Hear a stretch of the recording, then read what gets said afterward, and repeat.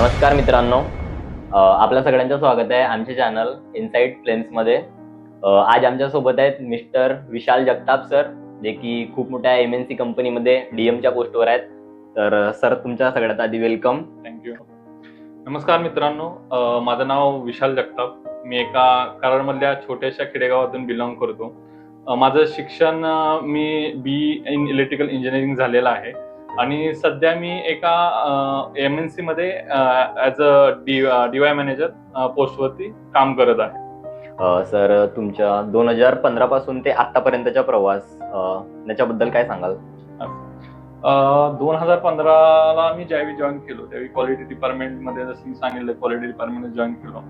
तर माझी सुरुवात क्वालिटी डिपार्टमेंटमधून इन्स्ट्रुमेंट हँडलिंग पासून झालेली आहे. सो जसे आपण मेजरमेंटसाठी इन्स्ट्रुमेंट वापरतो, वर्नियर कॅलिपर असेल, मायक्रोमीटर असेल, तर तिथून पासूनची ही जी सुरुवात आहे. त्यानंतर हळूहळू प्रॉब्लेम सॉल्व्हिंग मध्ये इन्व्हॉल्विंग, आपण एखाद्या मशीनवरती किंवा एका लाईनवरती जर इश्यू आला तर तो कसा सॉल्व्ह करायचा किंवा त्याचा अनालिसिस कसा करायचा. तर समजा क्वालिटीच्या बाबतीत असतील 7QC टूल्स आहेत किंवा रिलेटेड 8Ds असतील, हे कसे बनवायचे, याच्यामध्ये इम्प्रुव्हमेंट्स, क्वालिटीमध्ये इम्प्रुव्हमेंट्स कशा करायच्या, त्याच्यापासूनचा जो हा सगळा आतापर्यंतचा माझा प्रवास आहे.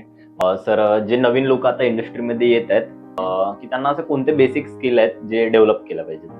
ज्यावेळी तुम्ही ट्रेनिंग पिरियडला जॉईन करता त्यावेळी तुम्ही बेस तुमचा मजबूत केला पाहिजे. मग बेस कसा असतो की आपल्याला स्वतःला मेजरमेंट्स करता आले पाहिजे. सो मेजरमेंटसाठी तुम्हाला वर्नियर कॅलिपर्स असतील, मायक्रोमीटर असेल, बाकी ज्या मेजरमेंटच्या गोष्टी आहेत आता ऍडव्हान्स मध्ये निघालेल्या आहेत, VMS असेल, CMM असेल, या सगळ्या गोष्टी तुम्हाला आल्या पाहिजे किंवा त्याच्याबद्दल तुम्हाला तुमचे स्किल डेव्हलप झालं पाहिजे.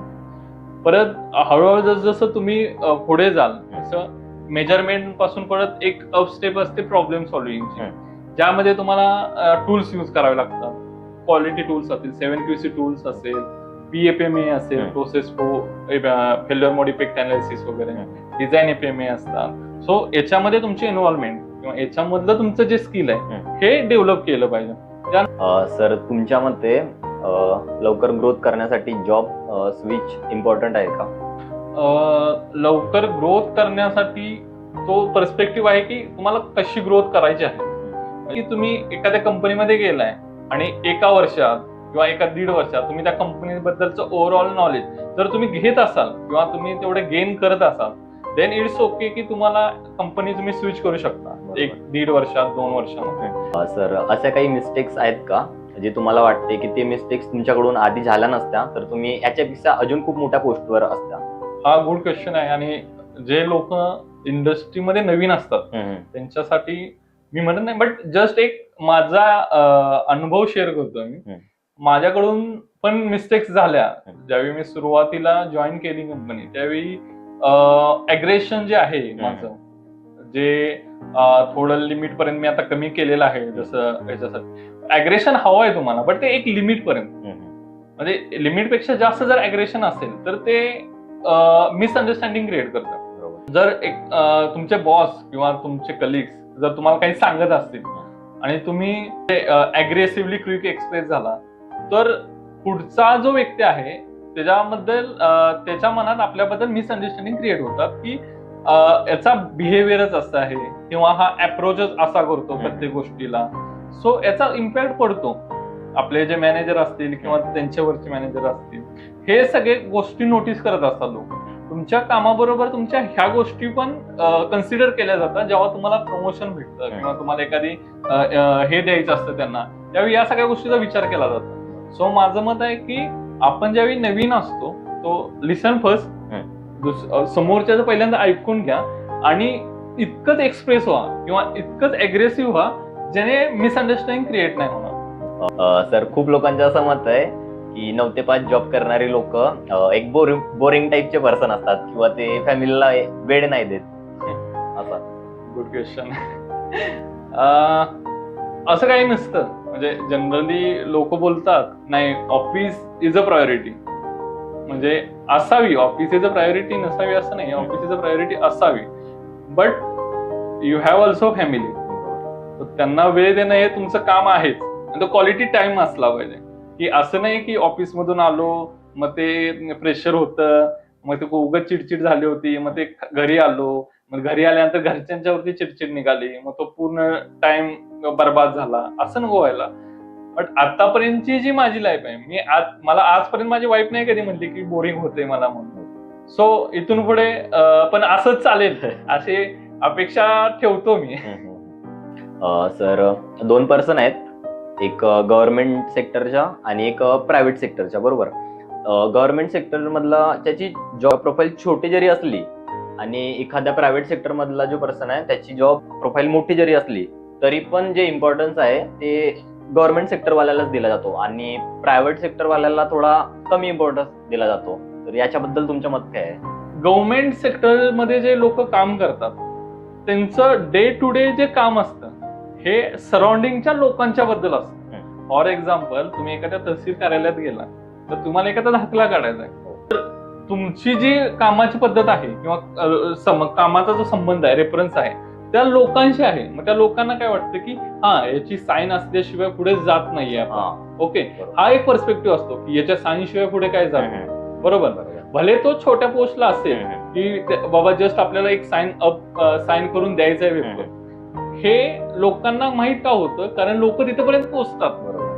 ज्यावेळी तुम्ही प्रायव्हेट सेक्टर मध्ये काम करत असता, तुम्ही एखाद्या कंपनीचं जर मॅनेजर असाल, सिनियर मॅनेजर असाल, तुम्हाला माहित आहे की तुमच्या साईनला किती किंमत आहे. बरोबर.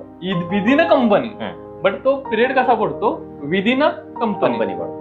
जर तुम्ही बाहेर गेला तर त्याचा व्हॅल्यू एवढी नसते जशी की त्या गव्हर्नमेंटच्या अधिकाऱ्याची असते.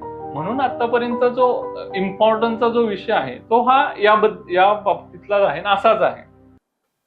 सर, जे न्यू कमर्स आहेत किंवा फ्रेशर्स लोक आहेत जे आता इंडस्ट्रीमध्ये येत आहेत, त्या लोकांना असे काय टिप्स द्याल की ते आपल्या लाईफमध्ये लवकर आणि ह्या इंडस्ट्रीमध्ये लवकर ग्रो करतील? जे इंडस्ट्रीमध्ये नवीन पाऊल टाकतात त्यांच्यासाठी माझ्या मते एक 3-4 गोष्टी ज्या आहेत त्या करणं गरजेचं आहे.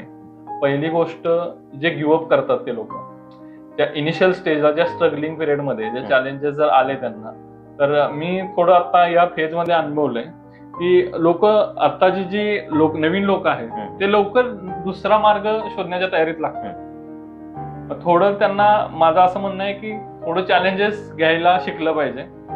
स्ट्रगल असतो तो फेज गेल्यानंतर तुमची एक मेंटॅलिटी बनून जाते.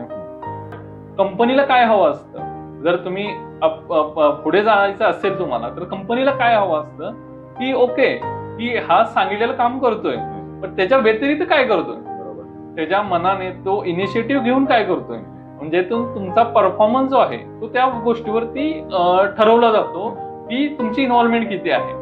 एखादी गोष्ट जर न सांगता पॅरलली करत असाल, तुमचा वेळ देऊन थोडा 1 तास 2 तास वेळ देऊन जर तुम्ही तो पॅरलली करत असाल आणि तुम्ही ज्यावेळी मॅनेजरला सांगाल की सर मी असं केलेलं आहे, then it's good for you. त्यासाठी तुम्हाला ऍप्रिशिएशन भेटतात, तुमचा करिअरची ग्रोथ अशीच चालू जाते आणि तुमची जी मेंटॅलिटी आहे काहीतरी वेगळा विचार करायची ती चालू जाते. सो हा एक संदेश आहे, माझा मेसेज आहे न्यू कमर्सला की इन बिटवीन रेग्युलर वर्क तुम्ही तुमचे इनिशिएटिव्ह वर्क पण चालू ठेवा. तर मित्रांनो, हा होता आमच्या पॉडकास्ट व्हिडिओ. सर, तुम्ही आमच्या ऑडियन्सला आणि मला खूप काही मोलाचे मार्गदर्शन दिलेत, त्याबद्दल तुमचे फार फार धन्यवाद. तुम्ही मला एक स्टेज दिलं जिथं मी माझा एक्सपिरियन्स शेअर करू शकतो आणि लोकांच्यापर्यंत पोहोचवू शकतो. So thank you for that and all the best for your channel. तर मित्रांनो, हा होता आपला दुसरा एपिसोड. अशाच माहितीच्या व्हिडिओसाठी आपल्या व्हिडिओला लाईक करा, चॅनलला सबस्क्राईब करा आणि याला जास्तीत जास्त लोकांपर्यंत शेअर करा, जेणेकरून त्या लोकांना पण करिअर रिगार्डिंग माहिती भेटली पाहिजे. धन्यवाद.